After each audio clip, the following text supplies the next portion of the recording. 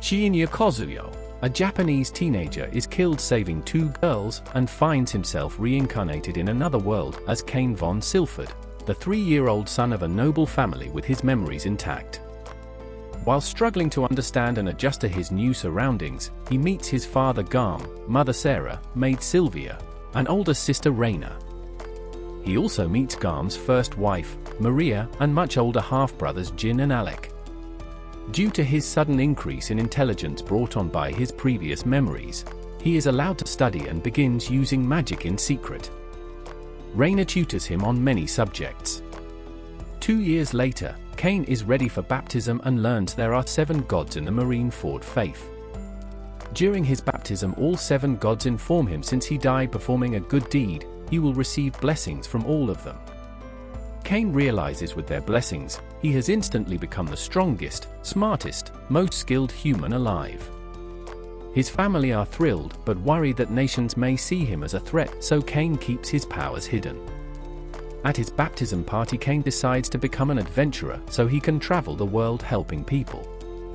In secret, the gods reveal they need Cain to become the strongest living creature by his 16th birthday to prevent a great evil.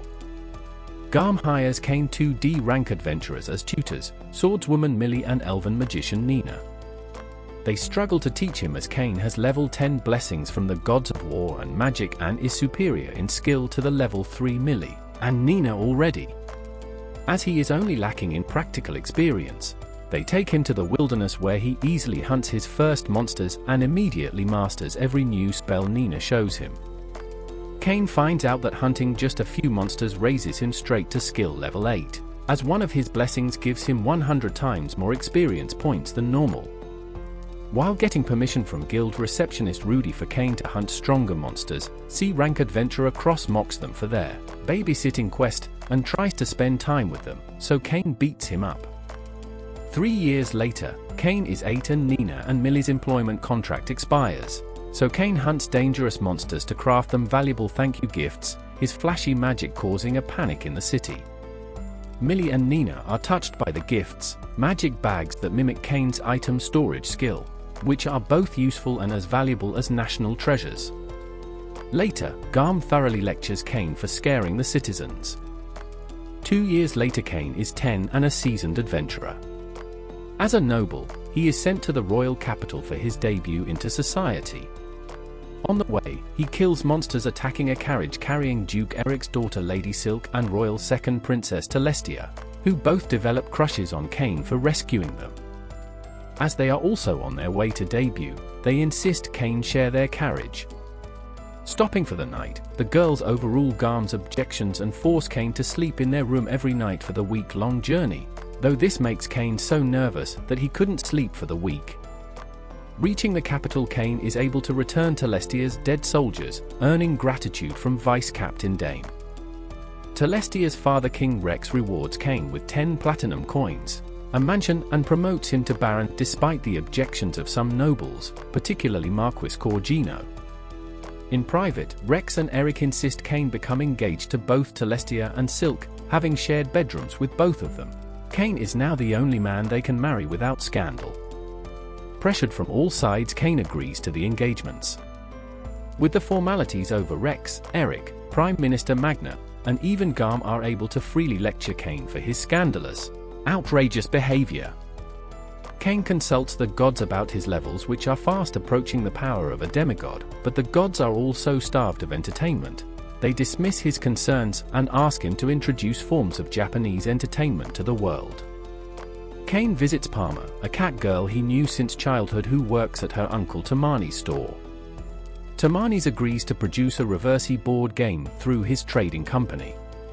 By signing a contract before Panem, god of commerce, their business deal is guaranteed for 3 years. The debut ceremony arrives and, since their engagements are still secret, Cain has to pretend to meet Silk and Telestia for the first time. Cain gifts Rex with an extravagant reverse board, which the king is delighted with.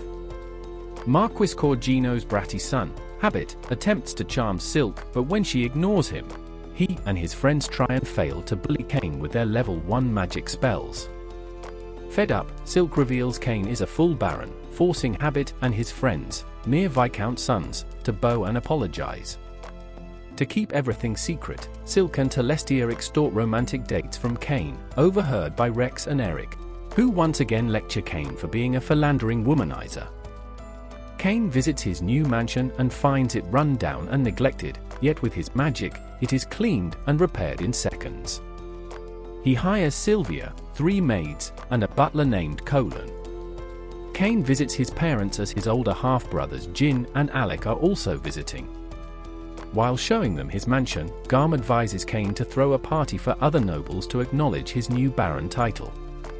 Cain decides to craft fine glassware as gifts, along with Japanese food and alcohol.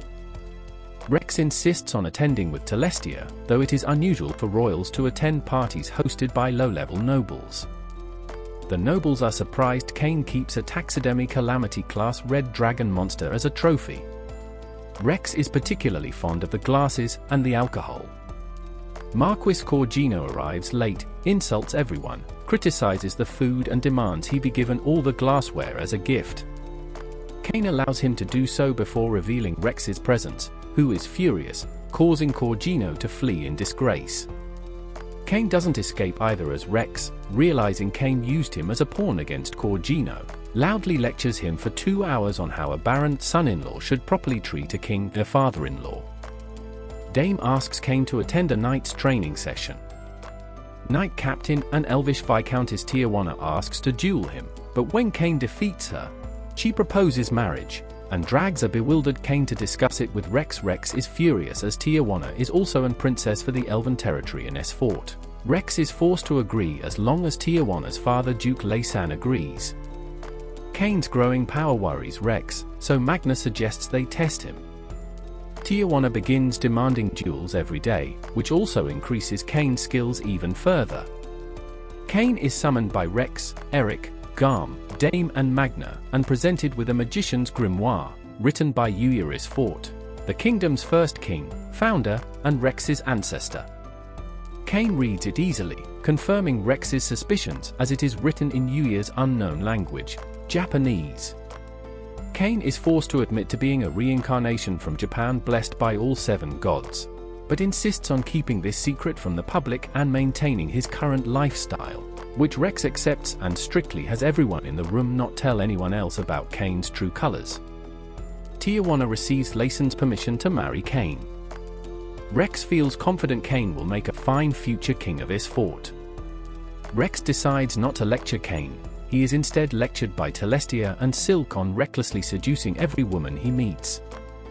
Cain reaches 12 years old and registers at the Adventurers Guild. Secretary Risha issues his G-rank license. Other adventurers cause trouble for Risha, but they are scared away by a rank adventurer Claude.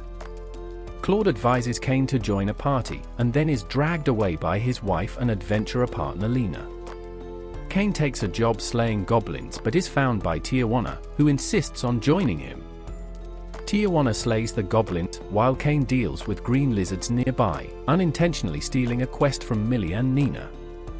Vice Guild Master Cedric accuses Cain of lying about slaying the lizards himself, thinking that he is only a commoner. Cain is saved by Guild Master Eden, Tijuana's older brother. Fully aware of Cain's power, Eden promotes him directly to a rank so he can assign him the most dangerous quests. Cedric gives a groveling apology, now aware that Cain is a baron. The gods watch this with some amusement, but need Cain to be even stronger as the dark god Aaron will soon awaken to destroy the world. To this end, they decide he needs an instructor and have just the one in mind. Celestia and Silk learn Cain took Tijuana on a date, and force him to grovel for their forgiveness. Cain attends the entrance exam for Royal Academy. After a written test, Cain accidentally destroys the magic safety barrier during the magic exam, then duels Claude to a draw during the swordsmanship exam. Rex lectures Cain for destroying the expensive barrier, and for obliviously taking the exam meant for commoners when he was supposed to take the nobles exam. Cain learns he got a perfect score and has to give the welcoming speech. At the entrance ceremony after Cain's speech, Rex gives a speech that blatantly warns Cain not to cause more trouble.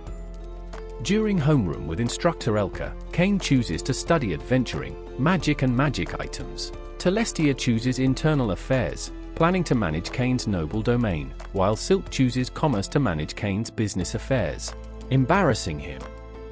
Cain spots Habit trying to bully Palmer into quitting school so he can have her spot in a class, only to flee when he realizes she is Cain's childhood friend.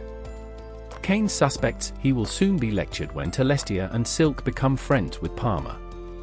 A psychic message directs Cain to the library where he is teleported away by a man who knows Cain is a reincarnation, and that his original name was Shiina Kozuya. The man is Yuya Hirasawa, aka Yuya Terrorist Fort, the first king and founder of S-Fort. Yuya reveals he created his own world, Fabneel, becoming its new god of creation. Yuya has agreed to train Cain and hints that Aaron has links to Cain's former life. He dumps Cain in the wilderness thousands of miles away but warns in this world monsters are much tougher. Plus, time moves differently so Cain has years of time while barely any time will pass in S-Fort.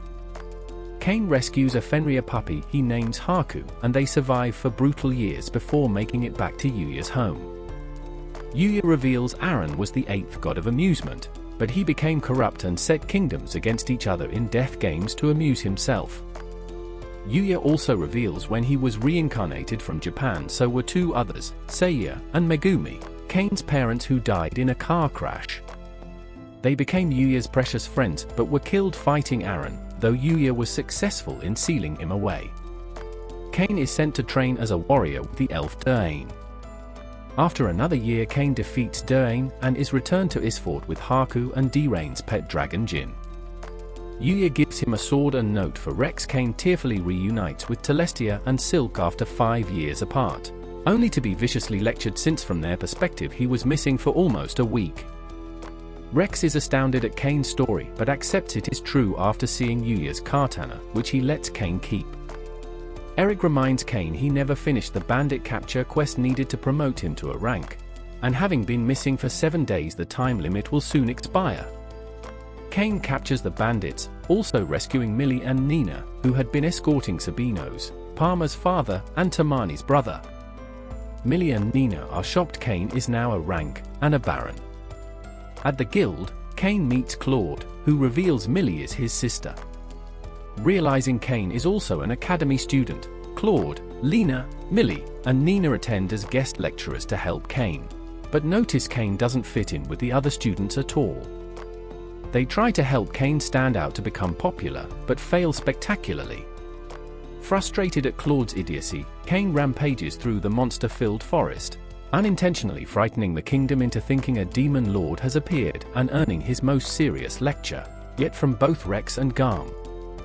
Back in the forest, Cain's rampage dislodges a crystal from its hiding place which is eaten by a dragon, which is then possessed by a fragment of the returning Aaron. Cain's class begin contracting with monsters. Cain's instructor Grat naively lets Cain try and ends up summoning Seth, a prince of darkness and ruler of a nation of demons. Cain panics, until Seth sees Cain's magic level and happily grovels to become Cain's contracted servant. Rex is furious as Seth could have destroyed the kingdom. He demands to see Cain's full magic status, only to find his magic capacity is immeasurable, and Cain now possesses the title demigod. Unsure of what else to do, Rex makes Cain a viscount and gifts him a whole territory to manage. If Cain does so successfully, Rex will also publicly announce his engagements to Celestia and Silk.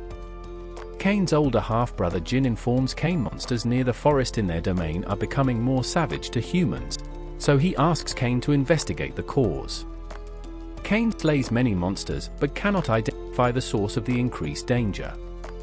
Seth can only sense a being of unimaginable power drawing monsters to itself, and sends his demon butler and former Heavenly King Dalmatia to investigate. Their intrusion prompts Aaron to send thousands of high-level monsters to rampage against the kingdom. Realizing Aaron is responsible, Cain, Seth, and Dalmatia rush to confront him, leaving Cain's friends protecting the city. Cain's friends, along with Seth, summoning his four Heavenly Kings, keep the monsters confined to the forest.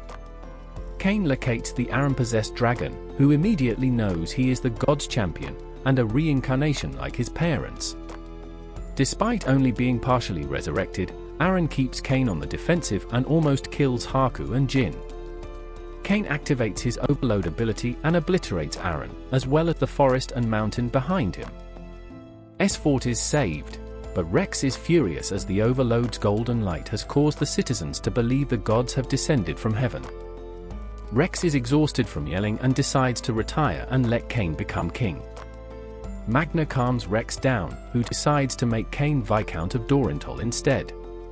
Telestia is furious as Dorintol's Adventurer Guild is famously corrupt, and it is now Cain's job to deal with them. Seth's wife Lafan discovers him cheating, so he begs Cain for protection. Cain sends him back with Lafan for punishment but worries how he will survive having multiple wives. Arriving in Dorintol, Cain defeats the entire Adventurers Guild, and builds himself a mansion even larger than S-Fort's royal palace. Having really gone too far this time, Cain is loudly lectured by absolutely everybody all at once. Thanks for watching. Please like, share and subscribe.